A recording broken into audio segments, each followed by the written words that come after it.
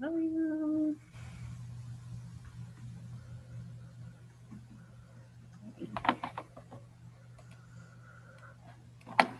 Okay, great. Well, thank you for joining us. This is the City of Bloomington public meeting Q&A session for the R3b density analysis, and as well as the proposed RD downtown residential downtown zoning district. We have Jackie Wells with Houseel Levine Associates and John Houseel with Houseel Levine Associates on the call, and they're going to start off with a presentation, and then people who wanted to participate in the Q&A were asked to register in advance. And so we have three residents on the call, as well as I received a few questions ahead of time too that we can ask on this. Just to note, City Hall is open. If somebody would like to show up in person, they can. You will have to have your temperature taken, but City Hall is open for that means of participation as well. And there is another session at 6:30 that people can still register for if they would like to join us and ask questions. So www.cityblm.org/register. You can go online, fill out a form, and that'll be a way. You'll get an invite to participate via Zoom if you'd like to join the 6:30 session if you were not able to join at 5. So go ahead and I'll hand this over to John and Jackie, and they're going to provide us some background, and then we'll open up the floor for question and answer. All right, thanks, Katie. I'm just going to, thanks for having us here this evening. We're going to run through why it was we undertook this project with the city to address this neighborhood in the R3b district from a policy perspective, and then a regulatory approach as to how to deliver on what the city is trying to achieve for this neighborhood. So what I'm going to do is Jackie and I worked on this very closely with Katie and others at the city. We met with residents. We held several different meetings to review the draft, incorporating comments and changes along the way before we even got to sort of our regulatory approach for zoning changes. So I'm going to let Jackie run through the history of planning for this area, the past and proposed recommended zoning versus the existing zoning that exists right now in the neighborhood, and overview some of the key takeaways and what that means in practical terms for the properties that are there now and any reinvestment or redevelopment that may occur going ahead. So I'm going to turn it over to Jackie. I may chime in now and then, and we'll definitely be available to assist with Q&A, but Jackie Wells, who was really the lead on this project, is going to run through the presentation. So much, John. All right, so like John said, we're going to run through sort of why we started this analysis of the R3b area. So when we were updating the zoning ordinance for the entire city, there was some concern from residents in the neighborhood surrounding the downtown that the zoning district, the R3b designation that they were under, didn't really fit with the type of development that was there currently and the type of redevelopment that these neighbors wanted to see happen in the area. So they had requested to the Plan Commission that additional study be done to really take another look at the policy direction for this area, and then a regulatory approach following that updated policy. So in April 2019, City Council adopted a resolution initiating this study. So the first thing we did to jump into this project was take a look at the existing policy. So we looked at Bring It On Bloomington, which is the city's comprehensive plan. And it defines this neighborhood in terms of the preservation area and the regeneration area. So the preservation area calls for balancing preservation with market demands of demolition or conversion, and the regeneration area really takes a comprehensive and collaborative approach to revitalization.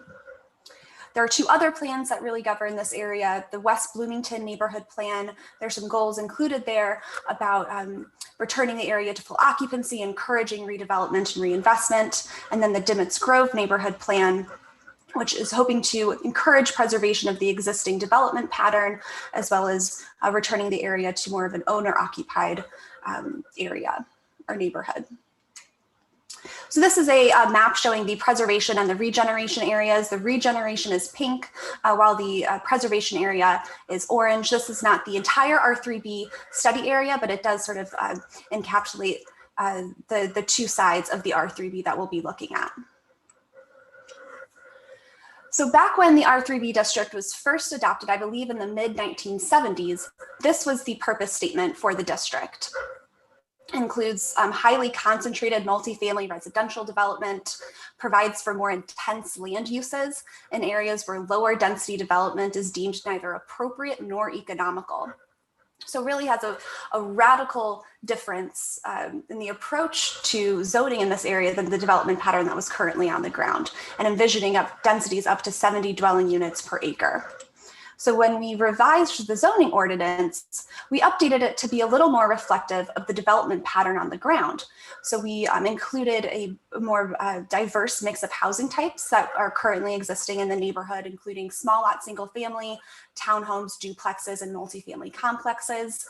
But without the policy direction to change that overall maximum density, there wasn't a real direction to move in to really right size this district like the residents were hoping. So this is a map of the parcels that we were looking at for this R3b district study area. So it's really just the R3b surrounding directly the downtown. There are other R3b areas throughout the city that see more of the type of development called for in the R3b purpose statement. So in addition to that initial policy research, we had two workshops, the regeneration area workshop and the preservation area workshop, to get feedback from residents in terms of what they are hoping to see for their neighborhoods going forward. Really trying to reconfigure what that policy direction needed to be to ensure that we were reaching the goals that the community had for its own neighborhood. So we took that feedback and we presented it to the Plan Commission to receive initial policy direction from them. So that policy direction we received was to create a zoning district that promotes preservation and viability of existing housing stock, the preservation of existing affordable and missing middle housing options while limiting illegal conversions or conversions that are too dense, preservation of the neighborhood character and feel, and accommodating appropriate infill development. So these were our real goals in the development of the RD district, which is the product of this analysis. So the RD Downtown Residence District is highlighted here in this really bright pink color. So these are the parcels we are recommending be rezoned to the new Downtown Residence District. These 4 parcels up here are surrounded by other R2 parcels, so we'd recommend that those be rezoned to R2 as well. And then this parcel here is a very large multifamily tower that we think is more appropriate in the D2 Downtown Transitional District, so we're recommending it be rezoned to that. So now we'll review our recommended amendments to the RD Downtown Neighborhood District.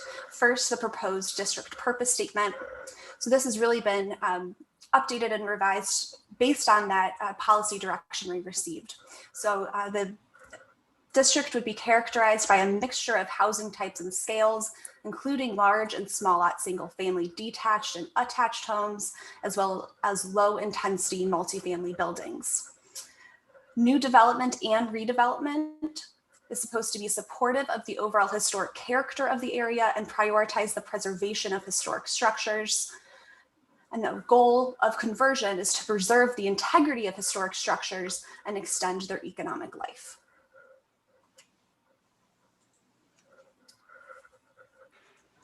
So when we compare that purpose and intent statement to the existing R3b purpose and intent statement, we can see where these really differ.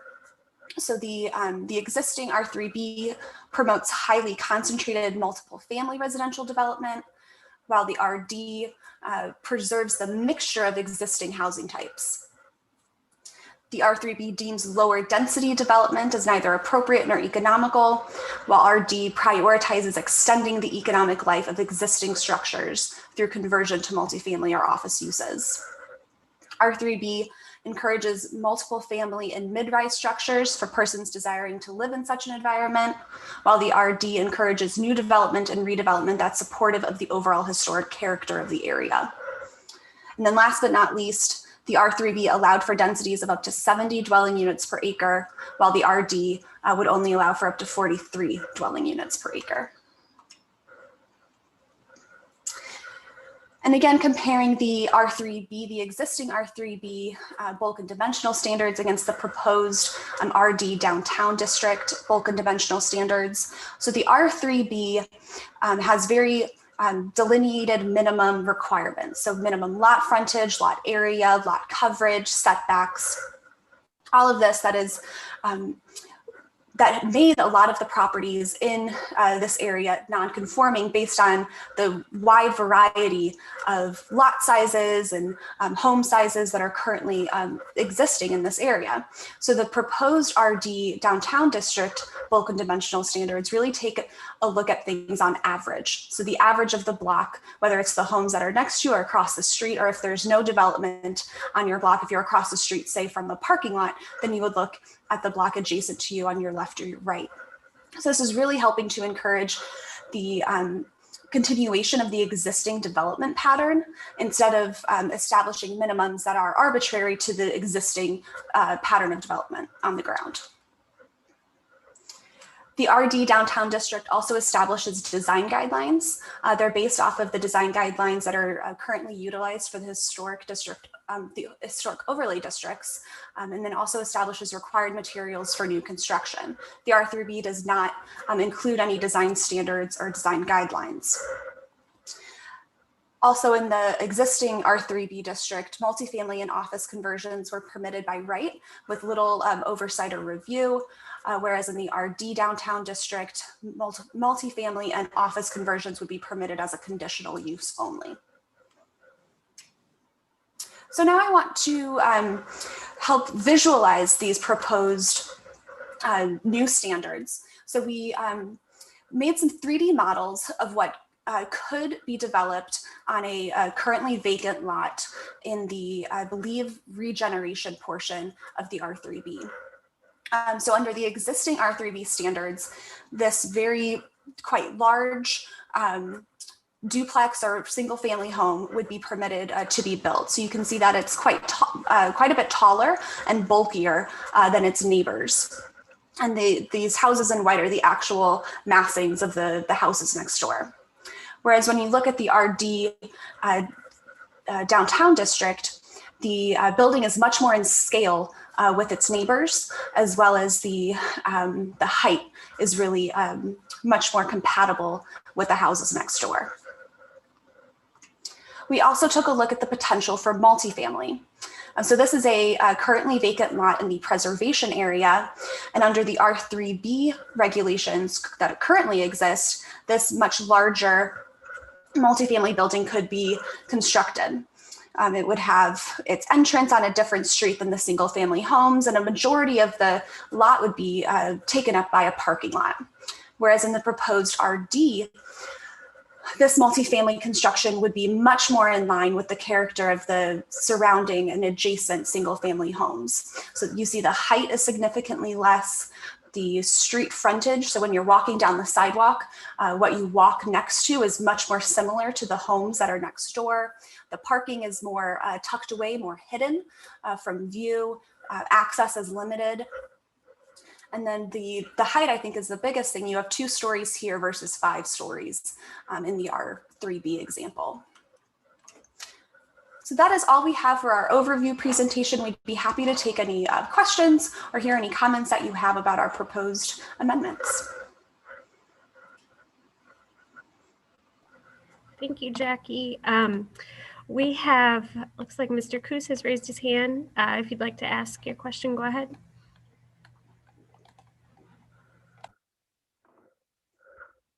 I'm sorry, can you hear me now? We can. Okay. Essentially a set of questions and some statements associated with them. I would say, really well-stated policy direction that was just presented is a really admirable set of policy statements. And in a sense, it negates the comments I was going to make, except for when I realized that the policy statements as verbally explained and as placed on the slideshow we have just seen, are not contained in the draft. The draft does not use the word preservation. It does not use the word historic. Many of the really admirable goals in terms of the proposed district statement, it talks about supportive of the overall historical character of the area and prioritizes preservation of historic structures. That does not show up in the text on purpose and intent, section 4.1. And because it didn't appear in there, none of this information, which is, it's a beautiful statement, my comments and questions had to do with, how do I want to put this? They had to do with that I had read the entire document, lacking this slide, which is not in the text that you're asking Planning Commission to vote on, it struck me that the RD zoning was really accommodating new development, and that new development would be a threat to the older neighborhoods. So this would be a kind of a restating, if you would, of some of the discussions that was held at the earlier meetings. And so for some reason, this slide that we're all looking at isn't in the text. And I would, of the ordinance that would be passed. And I think if this was in that ordinance, it would do a lot to mitigate my concerns about the goal. It really would. It completely changes the context of everything that follows. And so I would strongly encourage you to actually use the slide itself as the text to be put into the ordinance for RD. Very, very strongly suggested. Second piece has to do with, and so I'm going to go down to my point 5 that you've got copies of this text, that most of these affected blocks are composed of wood frame buildings, and they either have wood or imitation wood siding.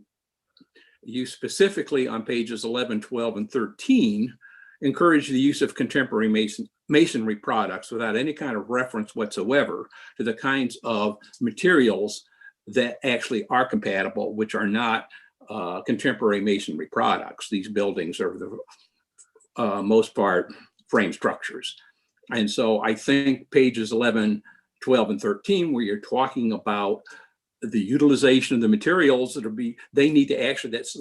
they need to be compatible with what's there, and that needs to be called out, specifically called out. You really need to start with talking about wood products and not masonry products.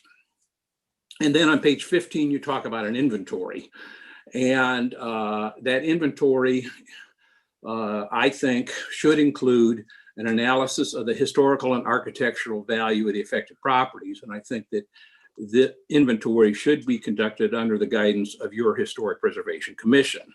And that I think is a critical part of this.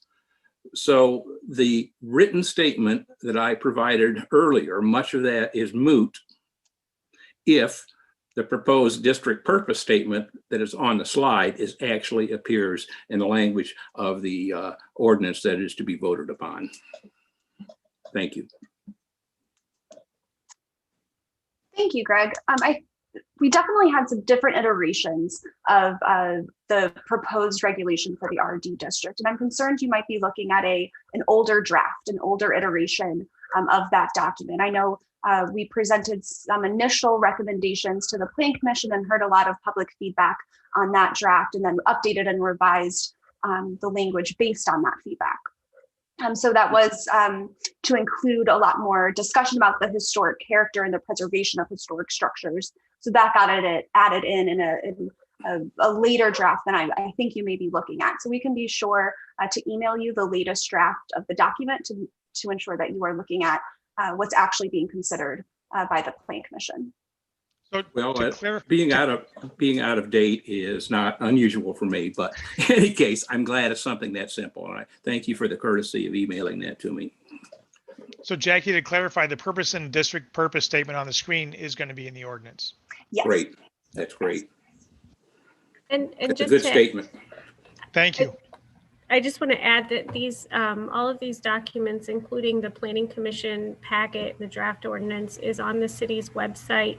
The packet and the draft ordinance is under the Planning and Zoning Division's page. We have a specific website dedicated to this R3b analysis. I'll share the link with everybody after. We can pull it up on the screen after your presentation, Jackie. But just so everybody has that information. And then the packet is available on the Planning Commission's, on the calendar invitation for the Planning Commission for tomorrow. And I want to emphasize the importance of, Greg, was it? The importance of getting this purpose statement correct. And we got a lot of public feedback from the Plan Commission, from residents and others, to fine tune this and get the wording right. Because if somebody comes in for a variation, if someone comes in for a special use, if someone comes in for something that they need relief for in this district, this clearly states what the intent is of this district and the purpose of this district. So any relief sought by anybody is going to be measured against, does it support and dovetail this purpose statement for the district? And if it doesn't, that's going to be a big hurdle to overcome. So that's why it's important to us to get this right. So. Well, thank you for straightening me out. I do appreciate it. You bet. Jackie, I think Mr. Coos brings up a good point, though. Can you go into a little bit more detail about the context sensitivity of infill redevelopment in this area? Because we do have, and the models you presented were good. I know the apartment complex, I think we were looking at a vacant lot in the regeneration area. We've got, many lots that had buildings that were torn down and are now vacant, and anything could go there that's allowed in the district. And then in the preservation area, we've seen some just homes that have unfortunately been neglected and have been turned down, and those are more single family, 5,000, 6,000 square foot lots. So can you talk a little bit about the context in the infill in a little bit more detail? Yeah, definitely. I think that's one of the biggest differences between the existing R3b and the proposed RD, and actually all of the city zoning districts and the RD district, with the exception of the historic preservation overlay districts. So the RD downtown district is proposed to have conditions on specific uses. So new construction, single family detached, single family attached, so duplexes and townhomes, and multifamily buildings.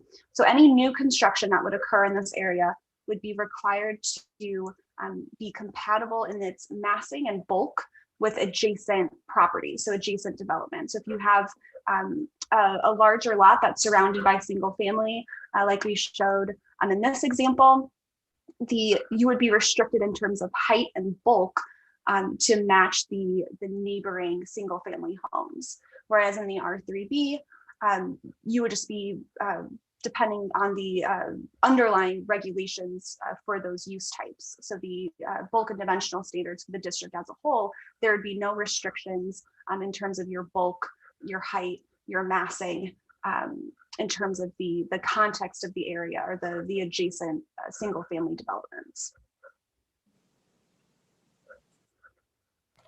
Thank you. I see that Karen has her hand raised.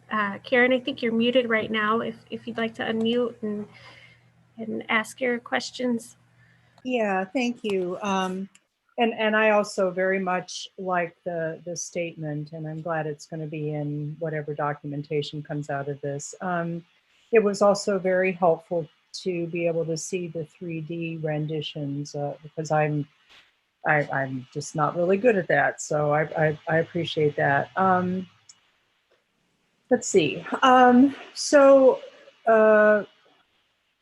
of the observations I have, and I'm a little confused now because I think I'm hoping I'm looking at the right document. I think it's like 7 pages or something. And so right now I've got up from the city website the permitted and special use charts.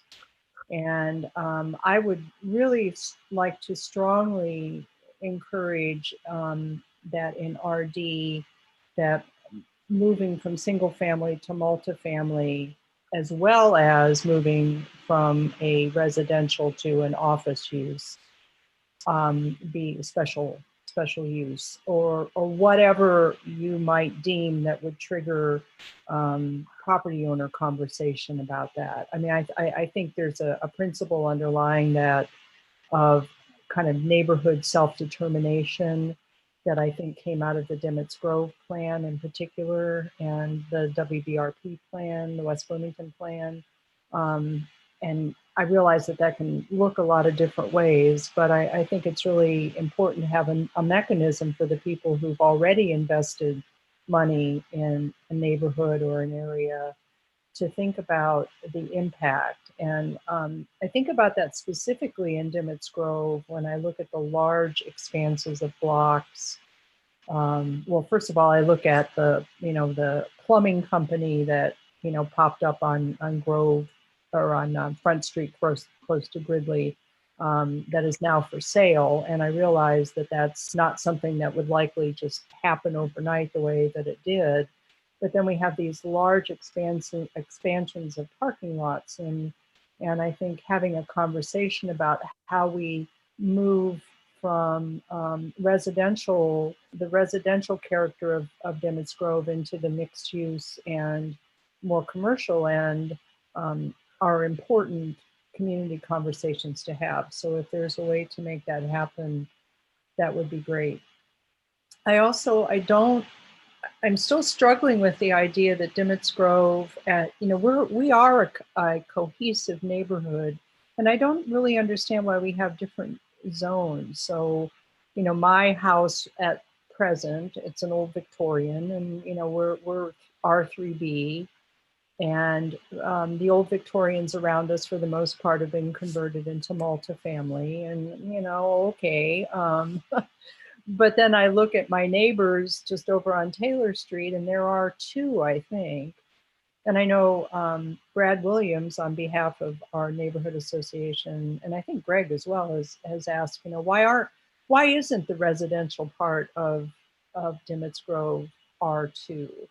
I understand that you have to have some transitional areas that make the flow more understandable. I think I had other comments, but I don't remember them now, so I'll stop there. So I'll address the first question first. So currently in the latest draft, multifamily conversion of more than 3 units and office conversion would be a special use. So the multifamily conversion of just 2 units, so making a 1 unit single family home into 2 units, that would be permitted. But anything more than that would be a special use. And even though it's permitted, it would still have to follow all of the use provisions that are included for multifamily conversions. And then you had mentioned parking lots. So there are lots of areas being converted into standalone parking lots. So that wouldn't be permitted going forward in the RD district.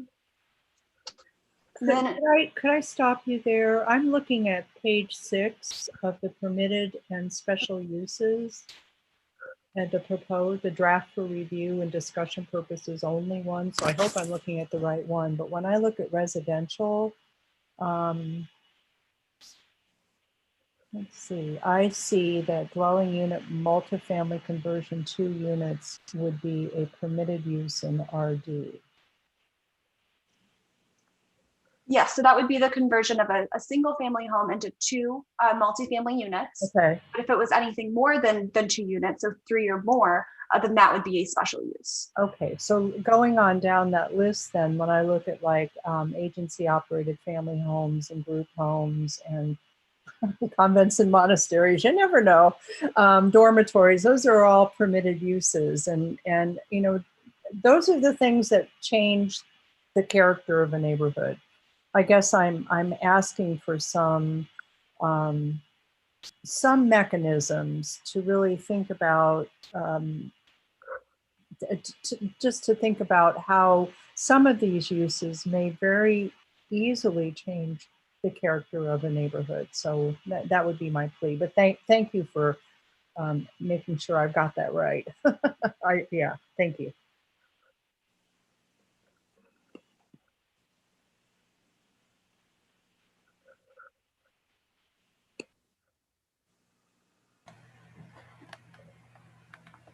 Greg, I see that your hand is still raised. I don't know Oh, if you no. have another question or not, but I forgot to hit the lower the hand button. I'm sorry. okay. Let's see. Well, Jackie, I guess while we have some time, there were still a few additional questions that we were. Oh, I'm sorry. Brad just put his hand up too. So we'll let Brad go, and then if there's no more questions from those on the call, then I can go through some of the ones that we received via email too.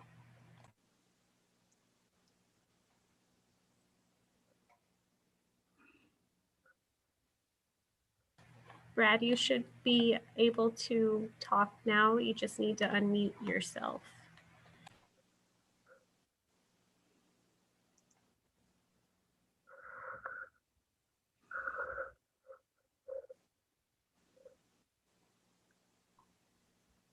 How about that? Can hear you now. Okay. Is there any way that we can include on the architectural standards for new construction and remodels on the exterior of the homes that the Historic Preservation Commission would be required to review plans?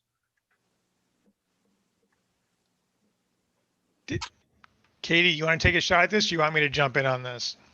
I'll let you start, John, and then I can fill in the gap. Okay.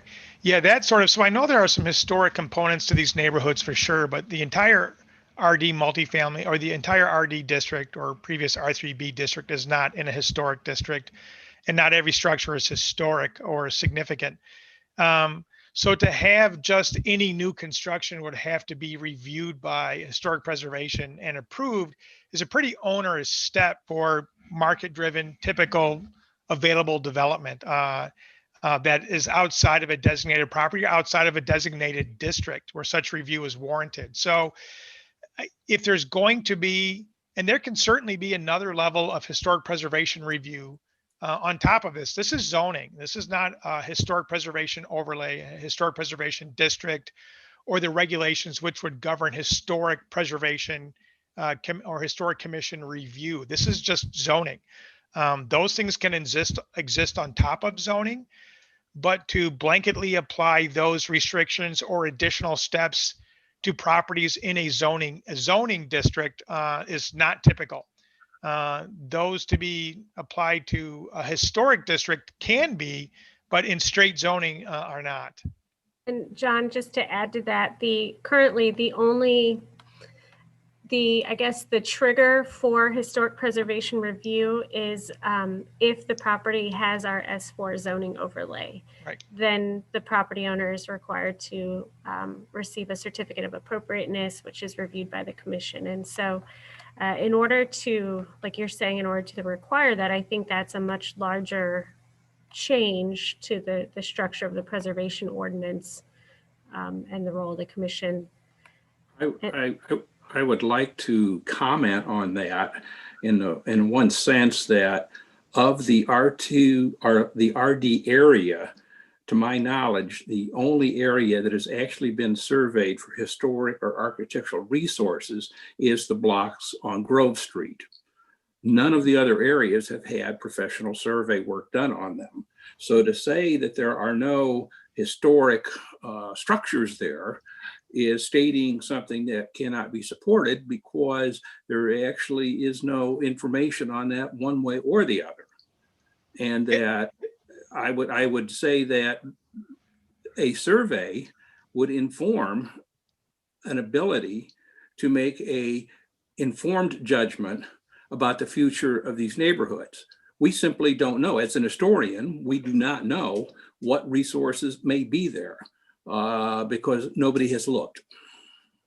That's a great comment, Greg. And, I think that's maybe another question for the Historic Preservation Commission as a separate side project, unrelated to the RD zoning designation. And, as we've been working on our historic preservation plan, which is kind of a broader plan for the city of Bloomington, part of what will come out of that is identifying these areas for future study and future inventory. So I definitely think that is, this is not the end of that conversation, but that is a conversation that we will be having in another realm, with another group.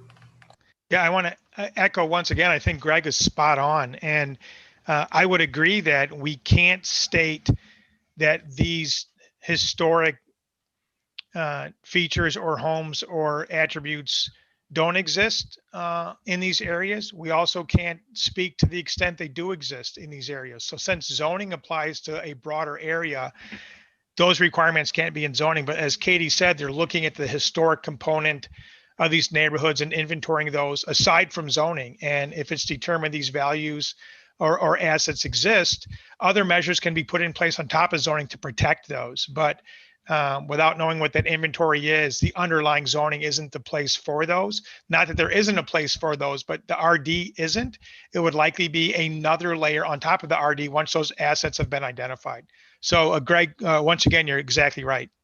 And I think just to add to that too, though, the context sensitive approach that Jackie was explaining kind of helps ensure that if those homes exist, if those structures exist, that whatever is going in next to it is not going to overshadow it, or that if it's currently a single family home, if somebody wanted to extend the life of it by converting it to a duplex, they have to do so in a way that preserves the exterior facade as a single family home so that it could still be deconverted in the future, or that it could still, it would not change the makeup of the neighborhood. So I think that the context sensitive approach that's in the RD district provides an additional layer of support for the existing historic character of the neighborhood. Am I still on here? Mhm.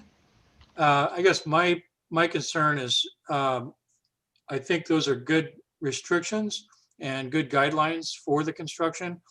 But my concern is who oversees that.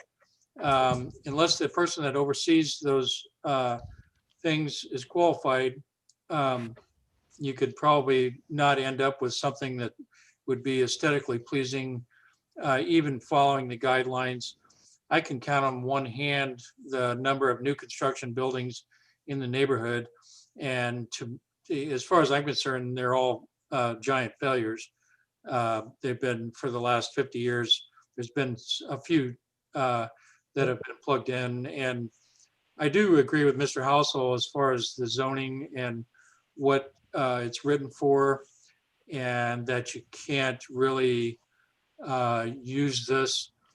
Bottom line for me is I'm just trying to protect the existing integrity of our neighborhood. Right. Go ahead. I'm sorry. Go ahead. Are you there?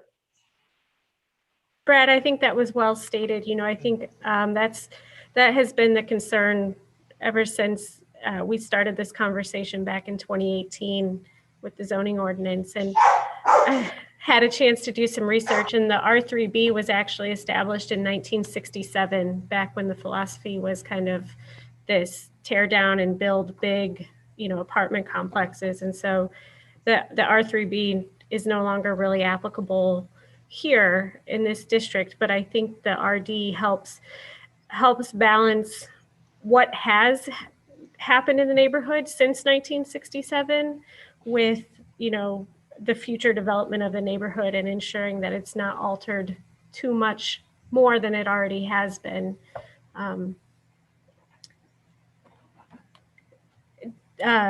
Karen, Greg, or Brad, do you have any additional questions? Or I do. I didn't have, I also had a question about why Dimitts Grove was still broken. The residential areas of Dimitts Grove are still broken into two zoning areas. So I'm looking at the proposed zoning map now, and I'll just take Grove Street. So from Gridley to Clinton, half of it, the western edge of it, or western half of it from Evans to going west to Gridley is RD. And going east to Clinton is, I guess, R3b, or may even be R2. I'm not really sure. I'm not sure why. I mean, I'll personalize it and say, I'm not sure why my house is RD and Brad's house is something else. And I think that there are people who are a little bit further southeast in Dimitts Grove who may be something else again. So when I think about residential zoning, I'm not really sure I see that one end of Grove Street is different from another. So I'm really struggling with that. And I also want to thank you, Greg, for bringing up that whole concept about doing an inventory, and it sounds like everybody's on board with that. I know West Bloomington Revitalization Project has really gotten interested in trying to make that happen. But anyway, I'm still struggling with, you know, why have all these different residential zoning within one integrated neighborhood? So when we were looking at the R3B area surrounding the downtowns, the study area, we also took a look at the R2 because we did hear from residents that there was a desire to move in to the R2 district rather than stay in the R3B or move into a new district altogether. So when we took a look at the R2 district regulations and applied those to these areas, it created a large number of non-conformities.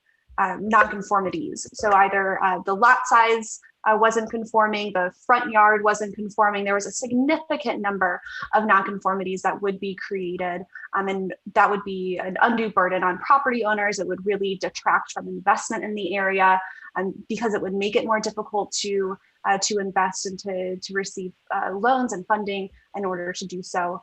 So we didn't want to propose that this area be integrated into the R2 district since it would create so many nonconformities. Okay, that makes sense to me. I guess I think that to me further underscores the need for having more special use requests, you know, so that if I wanted to suddenly turn my house into, you know, a lawyer's office or something and put a monument sign out in front of it, you know, I understand that would be that there would be some kind of a hearing. But if I wanted to turn it into a duplex, you know, there wouldn't be. I mean, I don't know. Again, it comes back to neighborhood self-determination, and I just think the more property owner input you can have, the better the decision. So, and I know you can't please everybody, but. I have a question for Jackie. In the non-conforming structures, were those non-conforming structures new construction, or were they existing construction that could be read as historic? Across the gamut, there was, I mean, you can see plenty of lots that have been subdivided into, you know, much smaller lots. These are older shotgun homes that have, I would imagine, are historic, that have been in the area for a long time. So those wouldn't be considered conforming. So yes, it's both the historic properties and the new construction that would be considered non-conforming in the R2 designation. Okay, so it might be fair to suggest that a 1967 goal to remove what was considered to be slum property because it wasn't new created this R3b zoning, and the extent of that R3b zoning becomes the study for RD zoning. So in a sense, you're trying to shoehorn a 1967 understanding, mental map, if you will, of what constitutes those neighborhoods into a 2020 neighborhood that has developed an identity and a robust historic preservation plan. And so is there an incompatibility, in a sense, of the mission that you were handed? That is, are there contradictions here that are inherent in the design of what you were instructed to do and what you were hired to do? And if so, is there a way for us to escape the burden of 1967 and look at the reality of 2020? Jackie, can you pull up the slide that compares the R3B with the RD district, please? This one? Or the next, the one with the standards? The one with the standards, please. So I think, and John and Jackie, please feel free to supplement, but if we look at the column on the left, these were the standards that were adopted in 1967, which would have caused some non-conforming properties, with the intent that those would eventually be converted into support a higher density. So the lot frontage, for example, like Jackie was mentioning, those shotgun houses, many of them have 30 to 50 foot wide lots. The lot area, we do have some that have less than 3,000 square feet. So what we've done with this contextually sensitive approach is looked more at preserving how the neighborhood pre-1967 developed. And what we saw was we had a lot of lots that, post World War II, when there was a housing boom, people went in and subdivided and added these smaller single family homes and smaller shotgun houses and added some of these other, just other types of dwelling units that actually meet a need today with our missing middle housing. And so I see exactly what you're saying, but I think that it's important to note that the RD is a little bit of a different approach than what was there, than what's currently there and what is kind of outlined in our other zoning districts. Yeah, I think the simplest way to state it in response to the question or the statement was, the reality is what's on the ground right now, regardless of what took place 50 years ago that helped begin to deliver what is on the ground right now. If we take, as Jackie indicated, a strict R2 application and spread it out over everything, there are going to be way more properties that do not conform to the standards than do. So that just doesn't work. It's way too onerous. Likewise, an approach that just said, okay, well, it was the Wild West in terms of densification 50 years ago, so let's just stick with that plan. And that's not what we want to do either, because that would continue to have this area go that direction. So the only reality is what's on the ground now, and to try to do what we did is to be respectful of what is on the ground. And that ranges anywhere from smaller lots that were created decades ago, some historic bigger lots that exist within the neighborhood now, and literally anything and everything in between that, depending on where you are in this neighborhood. It's not consistently one thing or the other that would serve as justification or setting of the table for that end of zoning. So the approach was to be respectful, to look at block by block, to encourage preservation, to encourage existing character, to accommodate reinvestment, but in an appropriate way, to require the seeking of relief and or specific approval as opposed to as of right for certain things that might not fit. So it would have to go to a public hearing, and to try to seek that balance. So we sort of have a junk drawer, if you will, of different types of residential product. And I don't mean that in a derogatory term. It's a lot of valuable things that you want to have, but all in one place and not necessarily in an orderly fashion over time. It's a neighborhood that has a lot of different types of residential, and our charge is to, as best we can, regulate that to protect the character, to accommodate investment, and to really value the purpose and intent statement that says the residential character and historic value of this neighborhood. It's a tough thing to do. And so we struck the balance we thought was most appropriate, but there is no one easy singular answer. And I think once the inventory and analysis of historic assets comes to bear, then there can be another layer of protection on top of the RD zoning. And I think that's the approach the village is taking. Let's get the base zoning correct, which accommodates appropriately what is on the ground, and then come in after that with another level. Once we've examined inventory, the historic value of structures in the community, then we can put another layer of protection on top of the RD in addition to it, one step at a time. But that sort of is dealing with the reality of what's on the ground now. And that's the reality we had to contend with, even more so than what happened 50 years ago that delivered what we have now. So.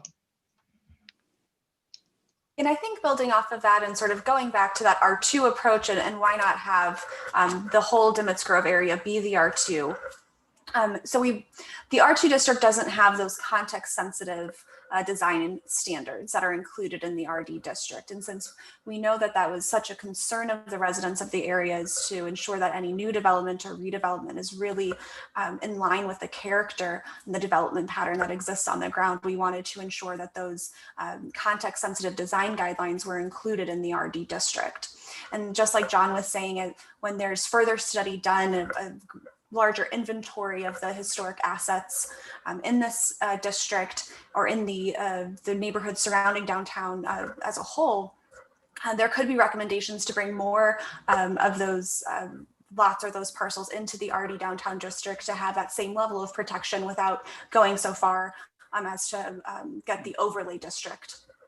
So that could be one way of sort of bringing the entire Dimitts Grove area into one zoning district that's more appropriate and more supportive of the development pattern that currently exists.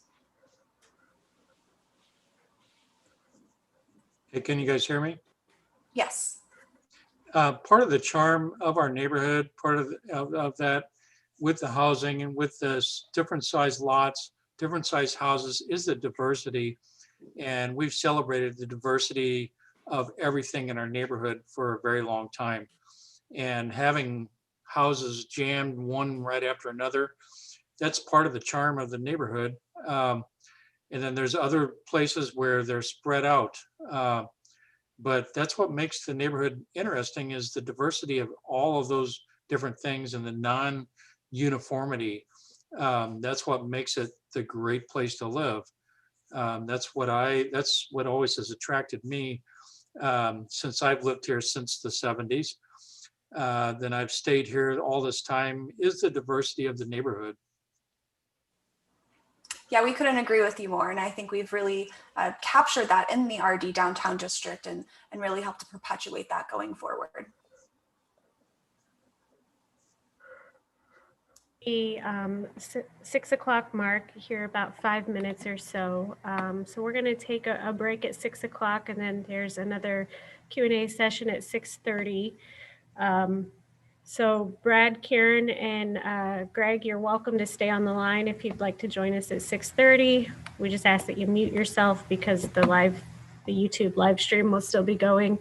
And then we had a few people register between now or between when we started the 5 o'clock, they've registered to participate, so they'll join us at 6:30 as well. So, but I guess, Jackie or John, do you want to provide any closing thoughts just for those who are watching on YouTube? No, just that, again, we appreciate everybody's continued input on this. Again, we don't have a dog in this fight other than to get it right. I mean, it's a complex neighborhood with a complex history. There's a lot of value for the people who live here and call it home, and we get that. We respect it. We're responding to that, and we're just trying to get this right. I think there's one piece in the city's arsenal or quiver, if you will, to get this neighborhood regulated and controlled correctly. The next piece is being worked on right now from a historic perspective. I think, well, we've tried to be as responsive as we can to everybody we've heard, both Plan Commission and residents. And again, we appreciate everybody's time and feedback. Every time we talk with folks, I think it gets better and better. And I appreciate that. I'd just like to make one further comment, and that is I'm almost persuaded, maybe I am persuaded about the idea that this RD actually does have overlay protections that don't exist in an R2. And so that, in a sense, I really see what you're talking about, advances the goal of the preservation of our neighborhoods.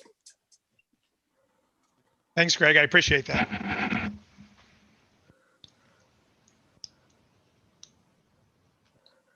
Okay, well, we'll go ahead then and just take about a 30-minute break. The feed will still run, and like I said, Greg, Karen, and Brad, you're welcome to join us or to stay on the line. Thank you, Katie. Thank you, folks from Housel on the Vine. Thank you so much. I appreciate your time. Thank you. All right, Katie, see you in 30 minutes.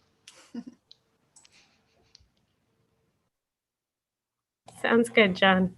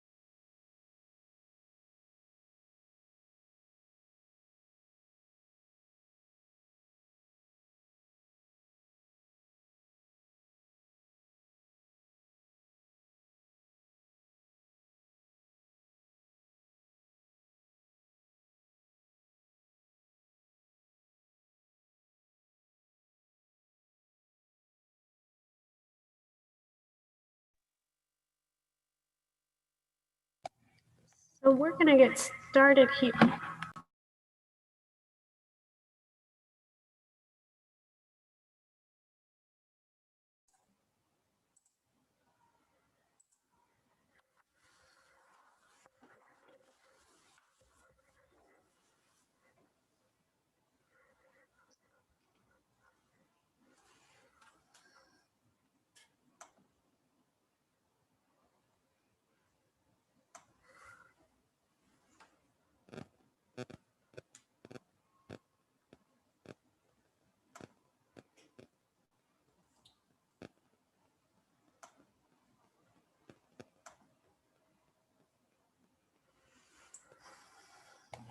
Okay, we're going to get started here in just a second. We've had a few additional people register to attend, so let's see. John and Jamie, do you want to test your microphones real quick and just make sure you can speak? Hi, Katie. This is Jamie. We can hear you, Jamie. John, does your microphone work?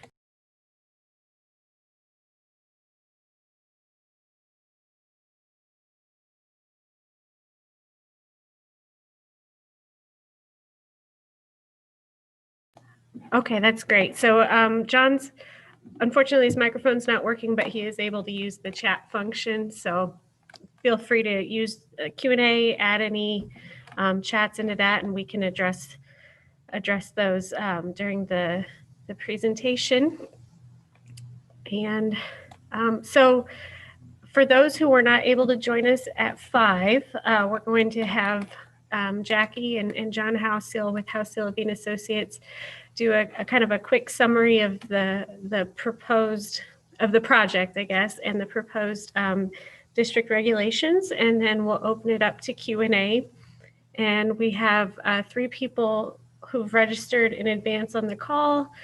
We also had some people who emailed some questions, and so we can take some time to address those questions as well after Jackie's presentation.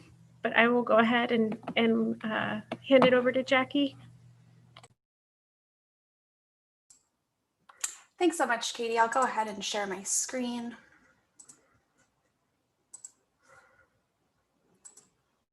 All right. Oh, sorry, it started from where we left off in the last open house. There we go. All right. So thank you all so much for joining us tonight. So we are going to be going over the R3b District Analysis. We'll start with sort of an overview of why we are looking at this area to begin with, and then go into our proposed amendments to the regulations for this area. So back in 2018, when we were updating the city's zoning ordinance for the entire city, that we got some feedback from residents of the neighborhood surrounding the downtown that was currently designated in the R3b zoning district. They were very concerned that the regulations pertaining to their properties were really inconsistent with the type of development that was on the ground and the type of redevelopment and reinvestment that they were hoping to see going forward.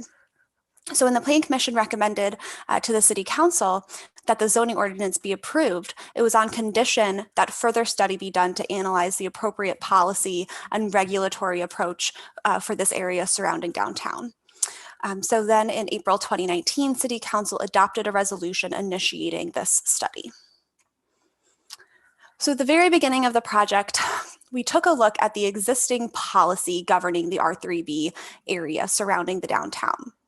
So first we looked at Bring It On Bloomington, which separates this area into the preservation area with the goal of balancing preservation with market demands of demolition or conversion, as well as the regeneration area, which hopes to see a comprehensive and collaborative approach to revitalization. There are 2 additional plans that are also pertain to this area, the West Bloomington Neighborhood Plan and the Dimitts Grove Neighborhood Plan. So the comprehensive plan, this map is from the plan, and the regeneration area is shown in pink and the preservation area is shown in orange. So the regeneration and preservation areas capture a lot more than just our study area, but it's a good classification of the types of land uses and the goals and vision that the comprehensive plan establishes for these areas. So way back in the 1960s, when the R3b district was first established, it was established with this purpose statement. So this is really focusing on encouraging redevelopment of highly concentrated multiple family residential development, more intense land uses, and even calls lower density development neither appropriate nor economical. And its maximum density is 70 dwelling units per acre for this district.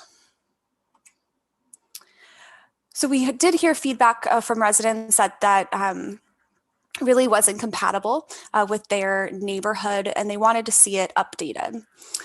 So because there wasn't real policy direction to support a wholesale change to the R3b, and because the district doesn't just govern the area surrounding downtown, we updated the purpose statement to be more reflective of the existing character of the area, including the mix of residential development that you see there, including small lot single family housing, townhomes, duplexes, and multifamily complexes. But still that density stayed at 70 dwelling units per acre. So this is a map of the R3b district study area. So this is the parcels highlighted in red here that we were really looking at as a part of this study. So R3b does exist outside of this area, but we're really only focusing on these parcels highlighted here. So after we did our policy research, we did a lot of community outreach. So we had 2 workshops, one the regeneration area workshop and also the preservation area workshop, where we invited members of those different areas to join us to discuss the issues and opportunities that they see, as well as what their vision for the future of their community is. That led into a policy direction memo that we drafted for the Plan Commission and presented to them. And then we moved forward with this policy direction, which is to create a zoning district that promotes preservation and viability of existing housing stock, preservation of existing affordable and missing middle options while limiting illegal conversions or conversions that are too dense, preservation of the neighborhood character and feel, and appropriate infill development. So based on this policy direction, we developed these recommendations for map amendments to our study area. So the RD Downtown Residence District is highlighted here in the really bright pink color. So that's the majority of the R3b area. However, there were 2 other pockets that we didn't think would really fit in the proposed RD, including these orange parcels up here that are surrounded by other R2 parcels. So we're recommending that those also be rezoned to R2, as well as this larger multifamily tower, which we think is much more appropriate in the downtown transitional district.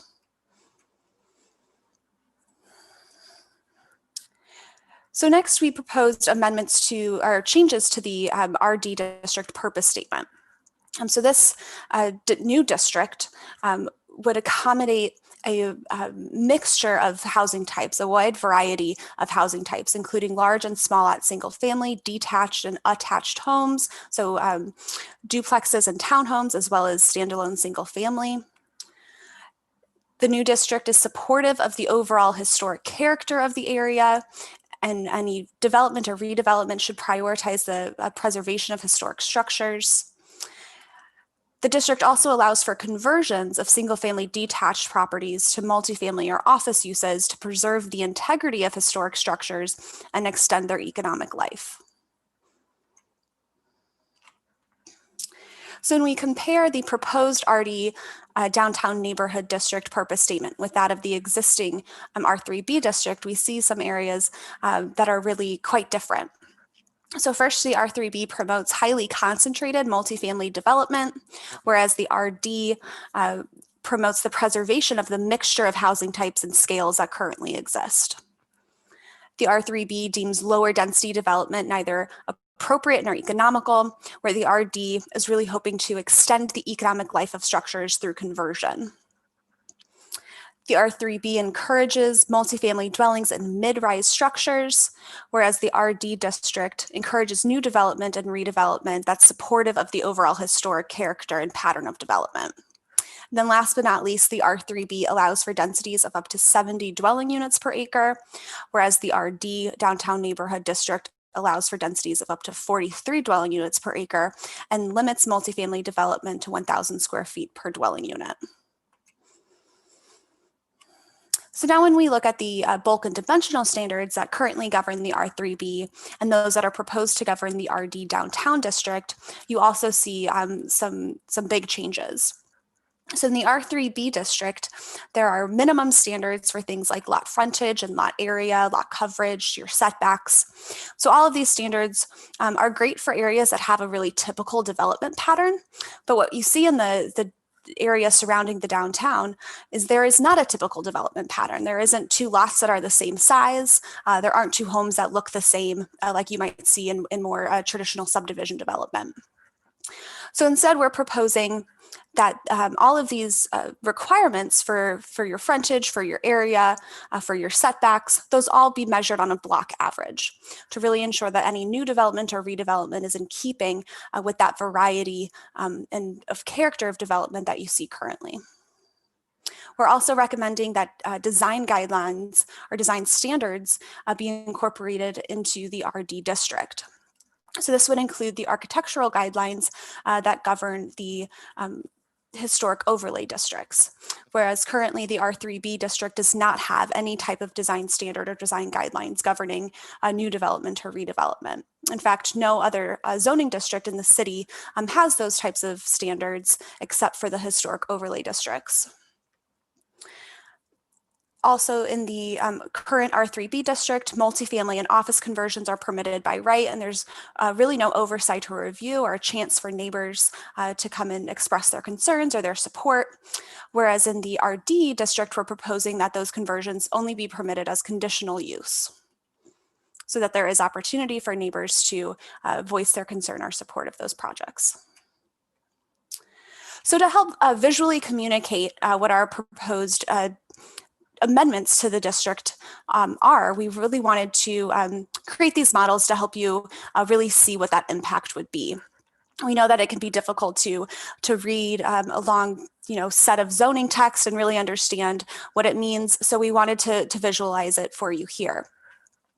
So on this side here, you have what could be developed on a existing vacant lot in the regeneration area. If you were going to do single family development, so either single family detached or single family attached development. In the R3b, you see that the height is pretty out of scale with the houses next door. And just overall, the bulk and the massing of the building is quite a bit different than its neighbors. Whereas in the proposed RD, this development would be much more in scale with the character of the homes next door in terms of height and bulk. You see the same thing for multifamily development. So this is an example of a currently vacant lot in the preservation area. And on this side, you have the what would be the development potential of the lot for under R3b, the existing zoning regulations. So it's about a 5-story building with a large parking lot in the rear. Whereas for the RD district, you have 2 buildings much more in scale with the surrounding single family homes, and then parking tucked in the middle. So it's less visually obtrusive and doesn't change the character of the neighborhood from the sidewalk. So that's all we have in terms of background for the project and the proposed amendments. So we'd be happy to take any questions or comments you guys might have. Thank you, Jackie. We will open it up to our the panelists who registered to join us via Zoom today. So John, Brad, or Jamie, do any of you have questions? Yeah, Jamie has his hand raised. Go ahead, Jamie. Thank you, Katie. Thank you, Jackie. I guess a lot of the questions that I'm hearing from neighbors in the Dimitts Grove area revolve around the density and the height of the buildings. So, but maybe you clarified that when you said that we're going to use a block average in order to govern what that density looks like. So as a, for instance, my block currently, the average number of dwelling units on my block is 2. So that means if there was an open lot on my block, a new development would have to conform to something similar with maybe a 2 or 3 dwelling units for that lot size. Is that what I'm understanding?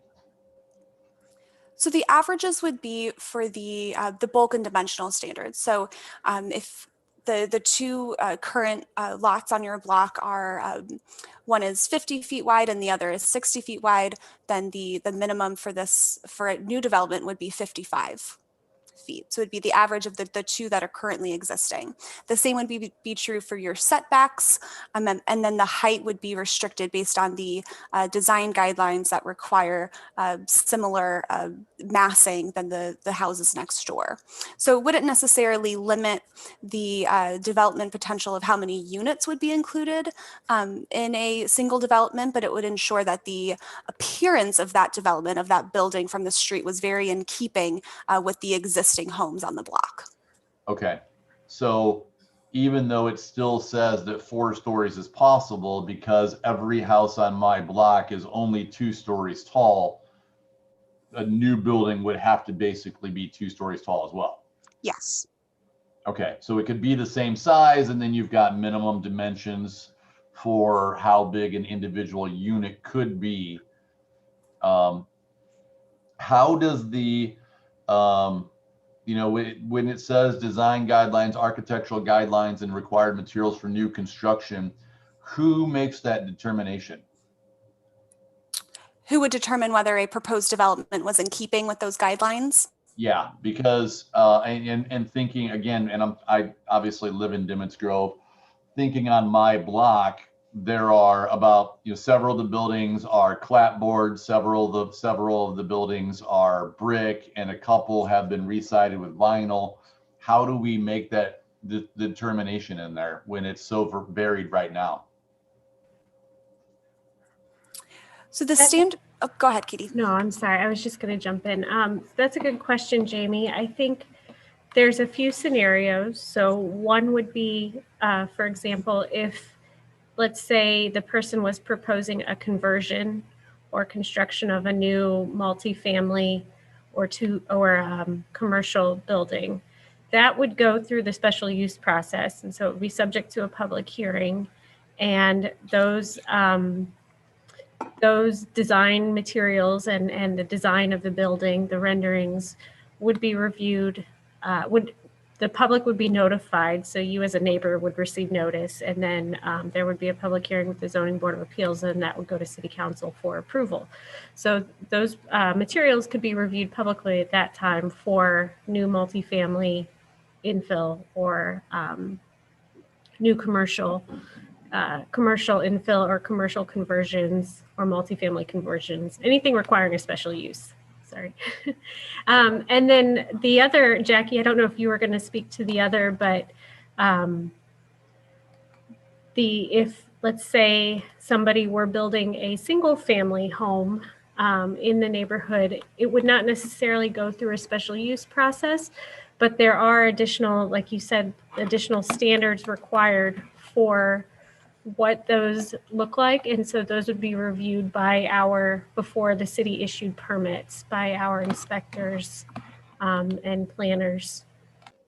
Okay, thank you. I think that, I mean, one of the concerns that we've had is we had a situation probably 12 years ago where 2 small single family homes were torn down, and 4-unit apartment building was put up on those same 2 lots, and that building does not match anywhere with any of the character of the neighborhood.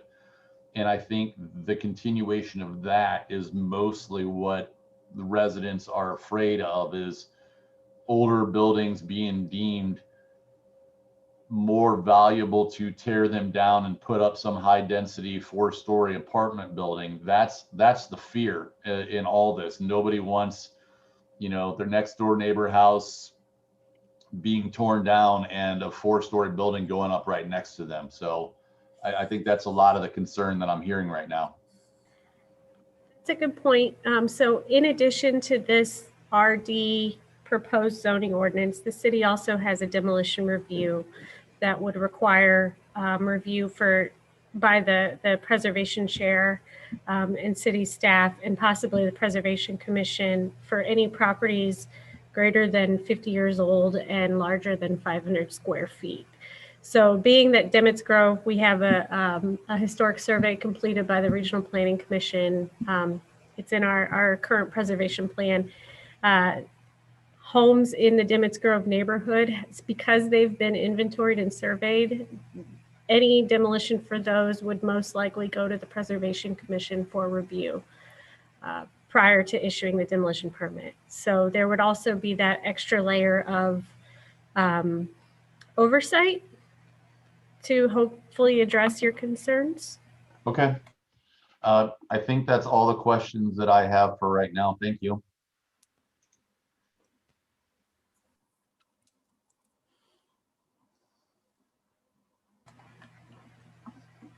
John or Brad, did you have any additional questions?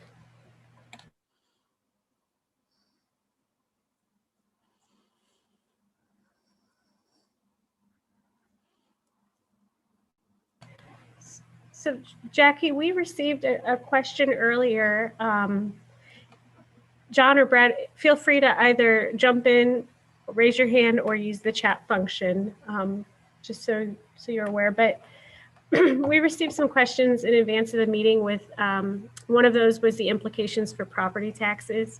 Can you address whether or not this zoning change would have any implications on property taxes? It's an easy one. No, they would not have any implications on property tax. So if I currently have a single family home, I'm being taxed at that rate. We change the zoning on it, I would still be taxed at at the rate of a single family home. Yes. Okay. Let's see.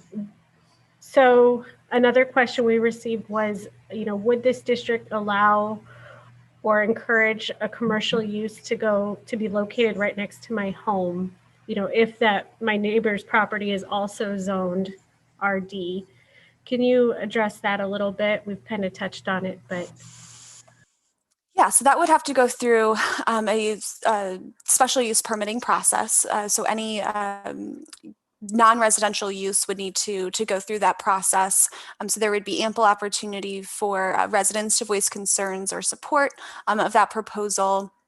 And I think with the standards that are included in the district, even if that were to go forward, there would be restrictions on again, the bulk of the massing of the commercial building that could go there, as well as limitations to where parking could be located, and other types of design standards that would really ensure that even if that were to happen, if it were to receive that special use, it wouldn't really wholesale change the character of the neighborhood from the sidewalk. Great, thank you. We did just get an email from somebody who has questions about their property is one of those that is proposed to be R2. So I don't know if you can pull up that map again. So they are wondering, what that would mean for their property. It's currently zoned R3b and it would move to the R2. First, does this amendment only apply to new and or remodeled construction? And then second, the major differences between the R3b and the R2 are 70 units to 13 units per acre. So questions about if they currently own a building that is 4 units in the R2 district, would it then be grandfathered? And would they be able to continue to operate that 4-unit building in the R2? So yes, that would be considered a legal non-conforming going forward in the R2 district. So we propose that these 4 parcels up in the northern portion of this square be in the R2, since they were surrounded by other R2 designated parcels. That doesn't mean that the city is going to come knocking on your door and make you convert your single family or your multiple unit building into a single family home. You can definitely exist as a legal non-conforming going forward.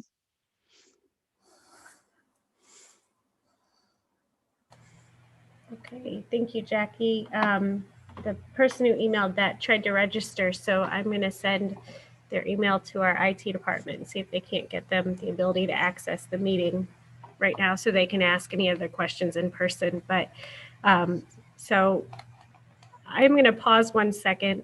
John, I'll hand it over to you.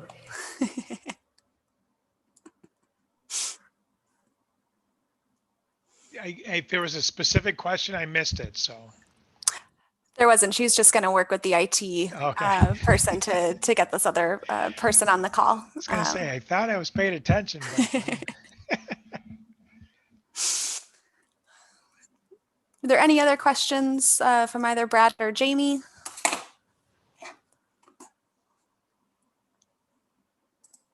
Or John?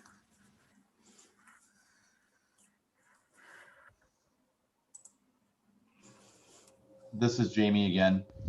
I think for the most part, I understand what we're doing here.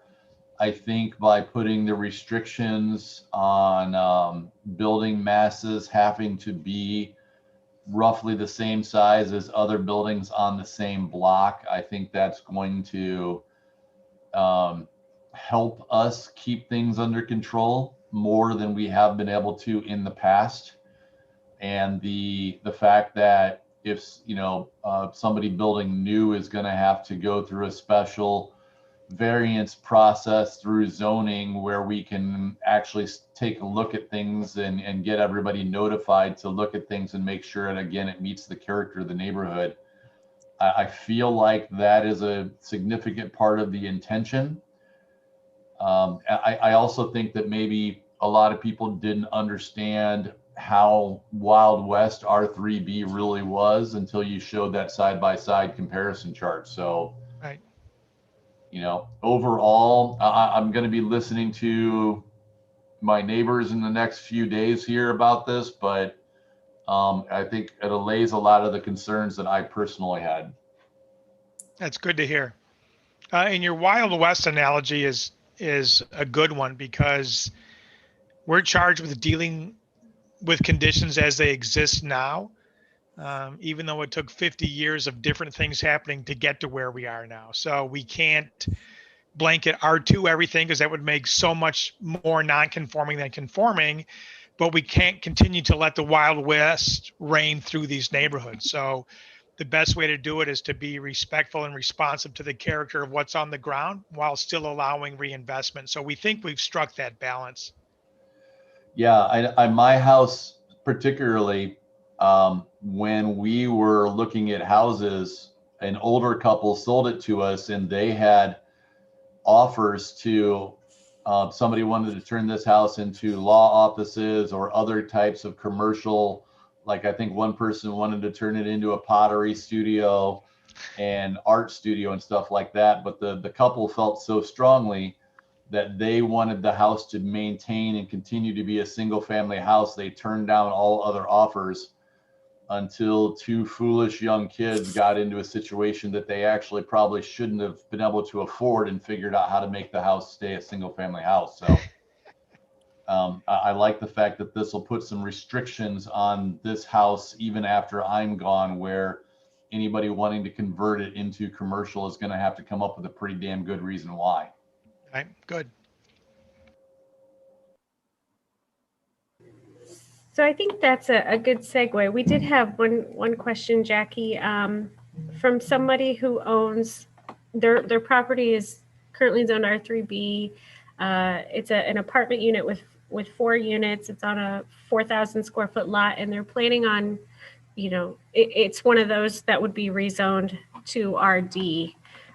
So they were asking that if the property burnt down, would they be able to rebuild their property as the same structure?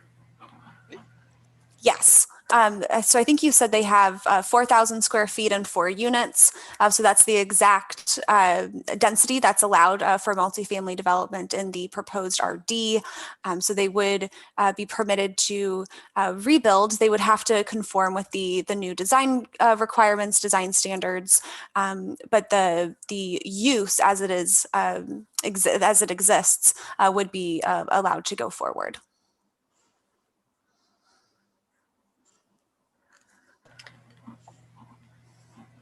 Okay. While we've sent the link to the person who is asking, so if they're able to join us, great. While we're waiting, do you mind, Jackie, if I share my screen and pull up where this is at on the city's website so people know how to access? People watching will do a quick tutorial, I guess. So if you are on City of Bloomington's website, all of this information is under the government, planning and zoning. And then right here on this side toolbar, we have the R3b analysis. So we have everything related to the project, since we started back in 2019 through now. So you can find the different drafts of this district, what we've gone through, as well as the final text that is being considered tomorrow by the Planning Commission. And there are also, minutes from past meetings as well. And then anybody wanting to participate in the Planning Commission meeting tomorrow will also need to register, similar to tonight, or attend in person at City Hall. But they'll be able to register at the cityblm.org/register page and get a call-in number for our meeting tomorrow at 4 p.m. And I am going to stop sharing my screen. I think our participant joined, and we can open it up to any additional Q&A you might have.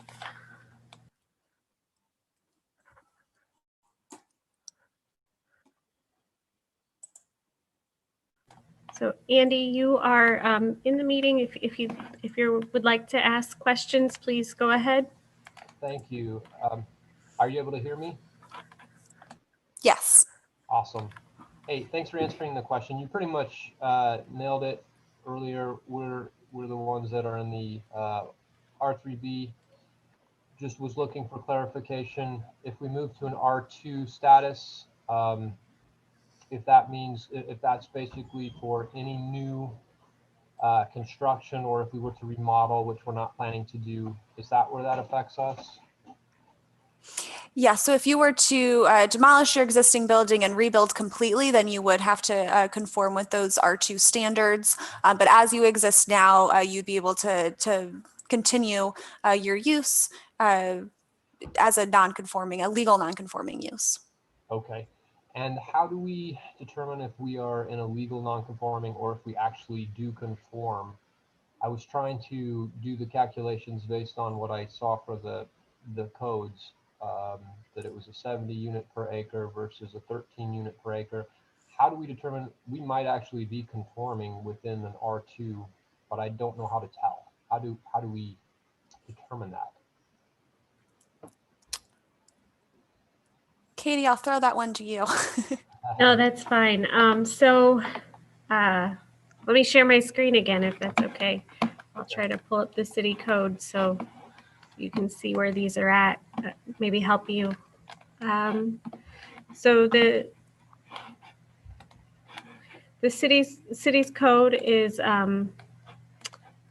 if you go to the city's website, under the city clerk page, there's a link to our ordinance, which is what we're looking at now. So chapter 44 is the zoning code, and under the residential districts here, you'll see the standards for the R2 district. So a little bit, it kind of depends a little bit on, your lot size and the number of units that you'd be allowed to have. So I'm sorry, if we scroll down to the R2 district, if it's a 4-unit building, then these are the bulk standards that would apply. R2 allows multifamily with a special use. So if you wanted to add an additional unit in the future, we would probably go through that special use process to accommodate that. So I guess technically, like Jackie was saying, you know, if you have multifamily in the R2 district, you are considered a lawful special use is another way that we would look at it. And John, I don't know if you want to add anything about the difference between the two or not, but I guess to clarify, legal nonconforming would be difficult to rebuild, but a lawful special use, you'd be able to rebuild with a special use permit. Yeah, that's correct. So legal nonconformity or something that's grandfathered in. Most communities have something that says if it's destroyed, like in a fire, up to X percent, like 0.5%, or if it had to be completely rebuilt, you'd have to build it to the new standards. Some that grandfathered in might not carry forward depending on the percentage of destruction. Repair, maintenance, upkeep, whatever is fine. If it is something that is conforming, not a problem. If it's legally non-conforming, not a problem. If it's something that is governed by a special use or a conditional use or a PUD or a variation that runs the property hardship, you'd be able to build that back without problem. Okay, so I guess it goes back to who makes that determination. And really it comes down to if we were to ever say sell the property and a realtor said, okay, what is the zoning on this? What are they allowed to do or not do? I just like to be able to say, hey, this is the situation and this is where it's been signed off, or this is how you know for sure. That makes sense. Well, you're considered legally non-conforming if you're legally existing now, but you don't conform to the zoning regulations. You know, so if you have a building that has 4 units in it, but by current standards, you're only supposed to have 2, but back in the day you could have 4, so you've got 4.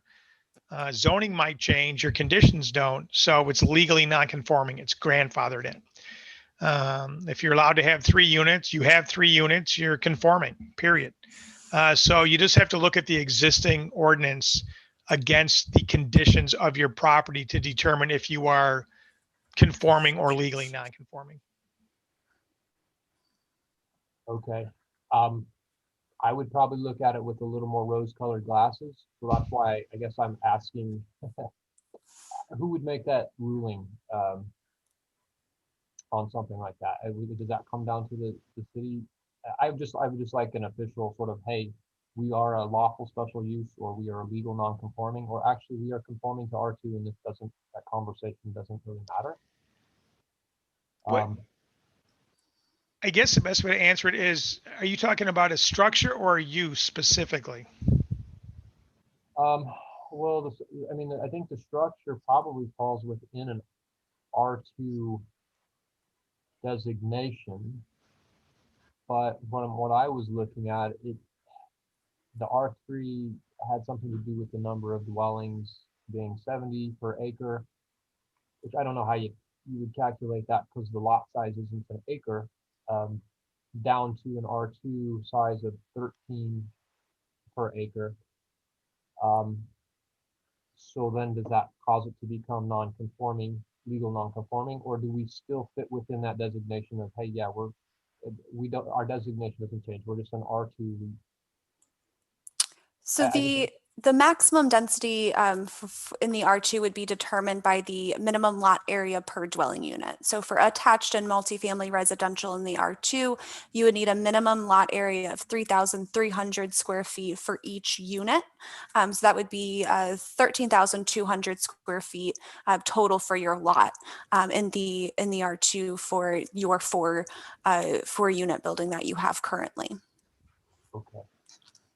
So I need to determine what the lot size is. That will determine what the Right. So the all of these standards here, so the 75 feet, the 2.5 feet in height, all of those standards would be what you would need to comply with if you were to be a just compliant with the R2 district, and then through the special use or the legal non-conforming would have a similar sort of measure against those standards.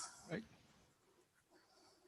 Okay. And density is one thing. There are also parking requirements and other requirements for multifamily. So it's not just a matter of, I can park 2 cars on my lot, but I want 6 units. You can't do that. So in addition to density, there are other requirements you have to have multiple lots or multiple units. Okay, so let me ask it this way, maybe. If we were going to ever need a determination on what the property status was, who would we contact at the city to maybe have a meetup out there to say, okay, this is what we believe it to be, this is what we want to designate it as a for sale. Do you agree with this? Or so that we're not portraying something that's incorrect or not legally correct with what the city. I guess then Katie, jump in on this. There are 3 different aspects to nonconformity. There's a nonconforming lot. Is your lot wide enough? Is it deep enough? And is the area what the zoning says it should be? So either you comply or you don't comply. So that's the lot. So you can have a nonconforming or a conforming lot. You could have a nonconforming or conforming structure. Let's say you're supposed to be 10 feet from setback from the lot line. Your structure is only 5 feet setback from the lot line, but it was legally permitted. And so you have a legal non-conforming building in terms of its setback. And then you can have a non-conforming or conforming use. Maybe you have multifamily, it was legally built, but now you can only have single family. It's grandfathered in, it's a legal non-conforming use. So there's conformity of lot, conformity of structure. And by structure, I mean setbacks and stuff. And then conformity of use. So if you had a current plat of survey for your property that showed, again, plat of survey, your property, any building or improvement footprints on it, you knew the number of units that you had or wanted to have, your plat of survey showed the parking areas for your building. Katie or somebody else on staff could very easily sit down and go over that with you to say, here's your lot area, it is conforming or not. Here is your structure with your setbacks, et cetera. It is either conforming or it's not. And here's the number of units you have. It is either conforming or it's not because of area or lack of parking or whatever. So if you had a current up-to-date plat of survey, in addition to like building height or other things, Katie could very easily, you could probably do it on your own, but Katie or somebody else on staff could very easily walk through with you to document what was and was not legally non-conforming. Very, very easily. Okay. I don't know that I have that. When we purchased this building, it was many years ago, so maybe they did one at that point. I don't know that to be true.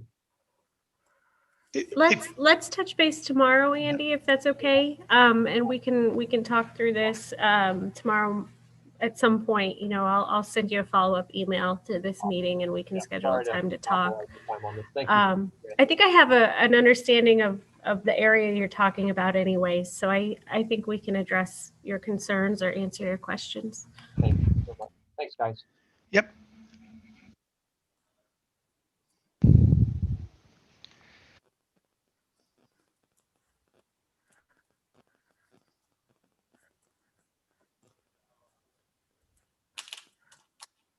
You're on mute, Katie. Talking to myself here, aren't I? No wonder you're not answering my question, Jackie. Let's see. So I think for the most part, the questions that we had received have been answered. That we received the one about the taxes, the one about kind of the infill and the contextual nature of the new district, how it works. I would just open it back up to anybody else on the line as to whether or not there's still any lingering questions. And And then John and Jackie, I'll turn it over to you for summary and closing results or closing remarks.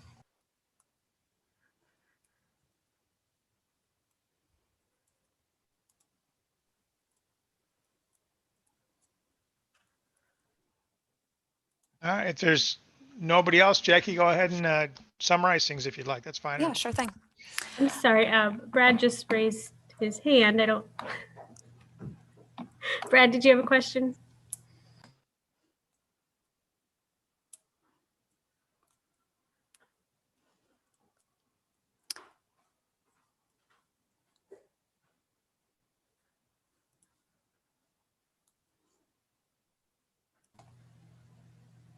Why don't you go ahead, Jackie, and then Brad, if you have a question again, feel free to raise your hand again. Well, thank you all so much for joining. We really are excited with how this project has evolved throughout the process, really starting in one place and ending in somewhere that I think is really compatible with what the residents' concerns are, with what all of your concerns are. And I think it will really help to ensure that the pattern of development and the character of these areas is really preserved over time. So we're excited about moving this to Plan Commission public hearing tomorrow evening. And look forward to having it adopted as well. So thank you all so much for coming.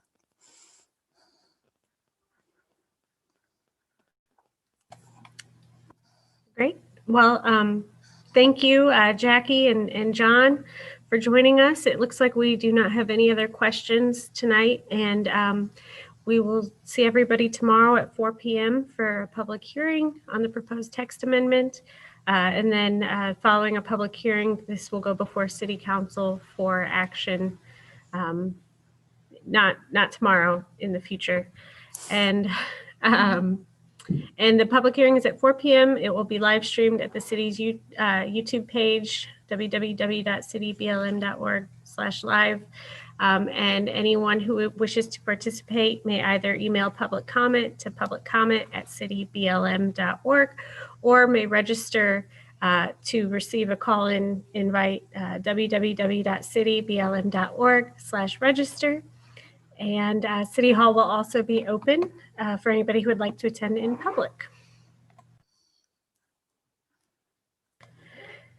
Thank you. I think any final calls? It's going once, going twice. All right. Thank you, John, Andy, Brad, and Jamie for your participation, and we'll go ahead and wrap up. All right, thanks, everybody. Thank you. Have a great night.